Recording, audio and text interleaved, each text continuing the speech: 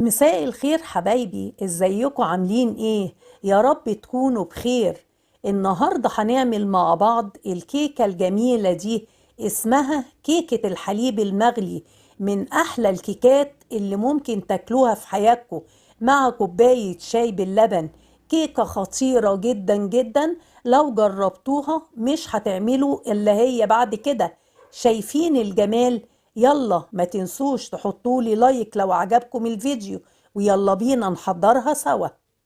في طبق عميق هننزل بأربع بيضات بدرجة حرارة الغرفة. أهم حاجة يكون البيض بدرجة حرارة الغرفة. بعد كده هننزل عليهم بكوباية ونص من السكر، ممكن تخلوهم كوبايتين لو عايزين الكيكة مسكرة أكتر. هننزل بعد كده عليهم بنص كوباية من الزيت. المكونات دي كلها تقدري تضربيها في الخلاط أو بالمضرب الكهربائي، أو تعمليهم بالمضرب اليدوي لحد ما الخليط يكون كريمي ولونه أبيض معانا زي ما انتوا شايفين. بعد كده هننزل على الخليط بمعلقة صغيرة من الفانيليا ومعلقة صغيرة من الخل الأبيض. والخل الأبيض حبايبي بيدي هشاشة جميلة جدا جدا للكيكة. هنجيب بعد كده المصفى وهننزل فيها بكوبايتين من الدقيق، هننخلهم كويس جدا جدا زي ما انتوا شايفين. هننزل بعد كده عليهم بمعلقة كبيرة من البيكنج باودر وهننخلهم برضك مع الدقيق. هنقلب خليط الكيك في اتجاه واحد، وما تقلقوش هتحسوا ان الخليط تقيل معاكم.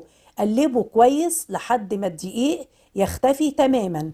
هنركن خليط الكيك على جنب، وهنجيب كزرونة هنحط فيها كوباية من الحليب وخمس معالق كبيرة من الزبدة أو السمنة.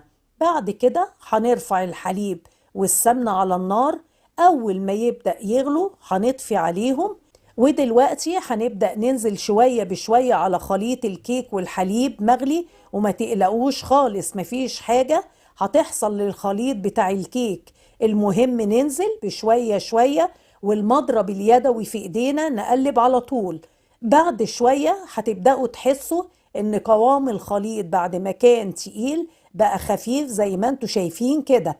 هنجيب بعد كده صينية وسط مقاس 30 في 20، وهندهنها زبدة زي ما انتوا شايفين، وهنبطنها بالدقيق. بعد كده نبدأ ننزل بخليط الكيك، وهندخل الصينية بتاعتنا الجميلة في فرن مسخن مسبقا على درجة حرارة 180 في الرف الأوسط لمدة 45 دقيقة.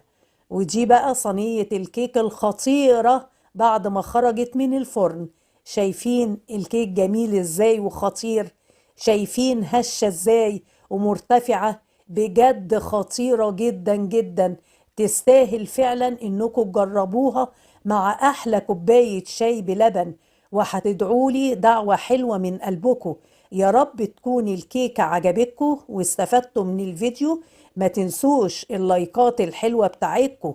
كانت معاكم الشيف ماجي، واشوفكم على خير في فيديو جديد ان شاء الله.